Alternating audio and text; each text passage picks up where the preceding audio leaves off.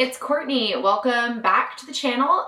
Today I'm going to be talking about my Black Friday Small Business Saturday book haul. I own a retail shop, so I didn't get to do much shopping over the holiday retail week or whatever you want to call it, but I did make sure that I stopped by my local independent bookstore and picked up a couple books that I had in order, but then also went a little wild and picked up like 5 or 6 more, which is fine. That's exactly what I wanted on my Black Friday weekend. Those are the deals that I was here for. So yeah, let's jump in. Okay, so the first one was definitely an impulse purchase. This was the book I was just kind of browsing while talking to the bookseller and saw this on the shelf and was like, oh, okay, yeah, I have to have this. And then immediately made myself check out so that I didn't buy any more books. But it's the Lolo Woods. It is by Carmen Machado, who also wrote In the Dream House and Her Body and Other Parties. It is a Hill House comic, which Hill House is owned and distributed, published, I guess, by Joe Hill, who is Stephen King's son. So it's a horror comic distributor, publisher.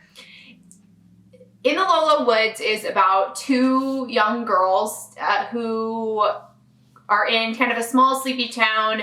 They go to a movie one night together and they wake up after the movie's over and realize that they don't really remember anything.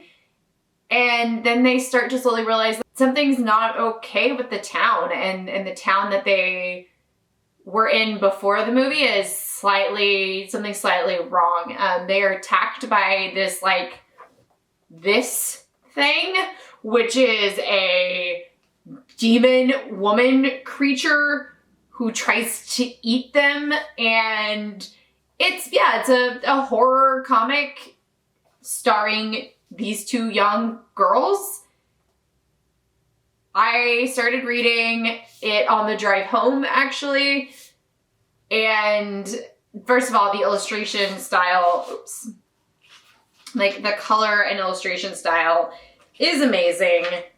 But I already am super engrossed and I'm really excited to dive more into this, especially because this is, like I said, I'm new to graphic novels, but I love horror. And I love Carmen Machado, so I think this is going to be a home run for me. So that's the Lolo Woods by Carmen Machado. I did finally pick up my copy of In the House in the Dark of the Woods by Laird, which is my friend book club pick. It is a Puritan horror story, so it's set in Puritan New England. It's just like, I don't typically love paperbacks as like objects. If I want a nice volume of a book, I'm going to tend to gravitate more towards hardbacks. But I just love the size and shape of this book. It's really pleasing to me. So I didn't see it before I ordered it, but when I got it and I was very, very excited. Like I said, this is our friend book club pick, and the first time that we're reading horror, very interested. You and Ivy, who wrote The Snow Child, she's featured on one of the cover reviews, and she had some really great things to say about it, so that made me even more excited. But yeah, that's In the House in the Dark of the Woods by Laird. Okay, next one is a new release that I've been patiently waiting to get and to have on my shelf. It is The Office of Historical Corrections by Danielle Evans. It is a short story collection with a novella. The novella is The Office of Historical Corrections, which is where the book gets its title, and that's what I'm super interested in. I have read lots and listened to lots of great reviews about the short stories, but The Office of Historical Corrections is about a fictional society that basically goes around and validates these statements that all of these companies are making. And so they issue citations to any signage or any information that a company or person is posting that is false. So in the novella, one of the employees is a Black woman, and she is asked to go to this small town where a group of white men set fire to a building and trapped and killed a black man inside. They're erecting this kind of monument to the tragedy as a town, and she's asked to go out and basically put the stamp of approval on it. It is implied that the office specifically sends her because she is black, and it's kind of like a way to ease the white guilt of this town. So when she gets there, she realizes that they have purposely left off the names of the men who committed this crime. And so she adds them in. And the townspeople who are descendants and relatives of these men are really upset about that because they think that it is tarnishing their names. And so you see her, I mean, I haven't read it yet, so I don't know what the ending is, but it's about her trying to bring justice in this very rural white town. It sounds really interesting. I've heard lots of good things. I haven't started it yet, but I hopefully will at least start the short stories here pretty soon. And that is The Office of Historical Corrections by Danielle Evans. Next one, it was kind of a wild card pick. It's Book of Longings by Leonard Cohen. I have been trying really hard to get more into poetry. Poetry is not really a genre that I read or interacted with a lot. Recently, I discovered the podcast Poetry Unbound. I have gotten in the habit of, there's lots of back episodes, so I've gotten in the habit of listening to an episode every morning while I drink my tea because A, it's exposing me to poetry and teaching me to think more analytically about poetry, but it also is a great calming way to wake up my mind before I start my day, especially because I can kind of zone out when the first time he reads the poem, but then the second time after I've listened to his annotations of it, I pay a bit more attention and can starts getting me a bit more focused for my day. So I've been wanting to read more poetry. My husband has a degree in English literature and wrote his thesis on a specific poet. So he's definitely been more into reading poetry than I have. He saw this book. He loves Leonard Cohen. He saw this one. We don't have this one. So he decided he wanted it. And I also, like I said, have a goal of reading more poetry. So this was like the perfect way to do that. He got a book, I got a book, and all around both of us are happy. So that's The Book of Longings by Leonard Cohen.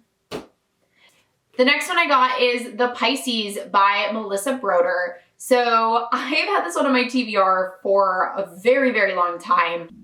The Pisces is about a woman who is having a hard time, and so her sister convinces her to come dog sit for her in her Los Angeles beach home.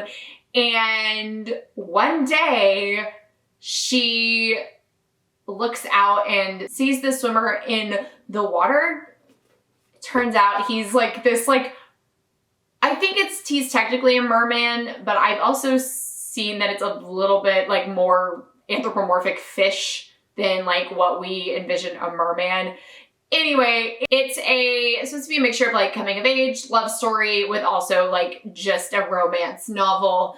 I don't know much about it beyond like the cover and a few of the reads or a few reviews I've read on Goodreads, but it's caught my attention when it came out. Oh gosh, I think it came out several years ago.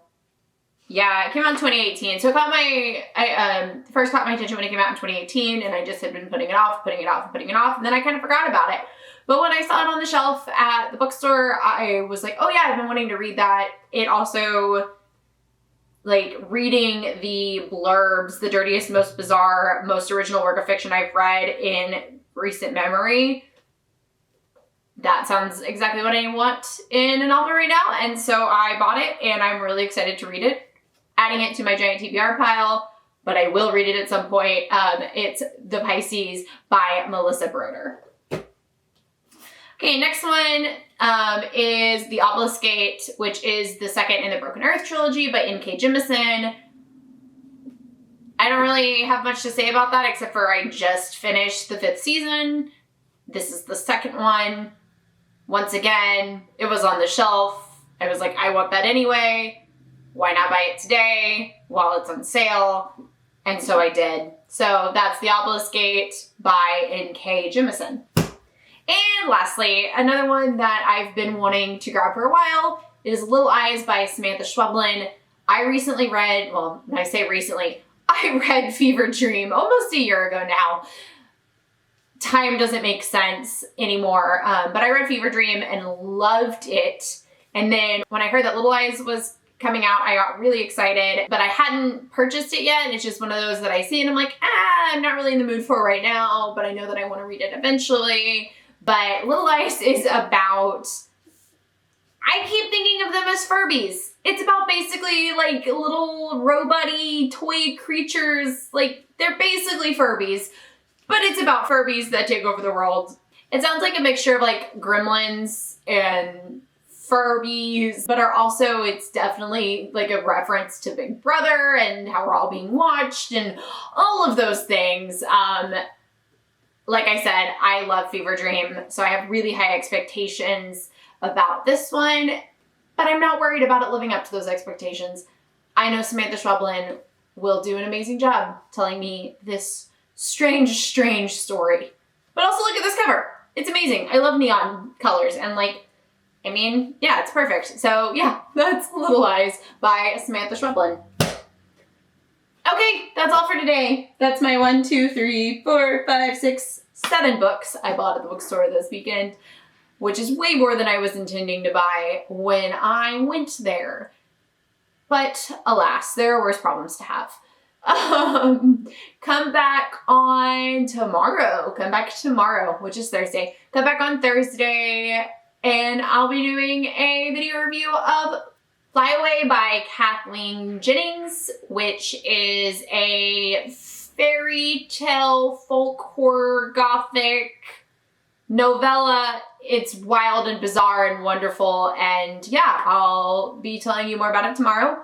In the meantime, follow me on Instagram at NotSoWellRead, and comment, let me know what you bought on Black Friday, if you bought anything, or what you're planning to buy this holiday season.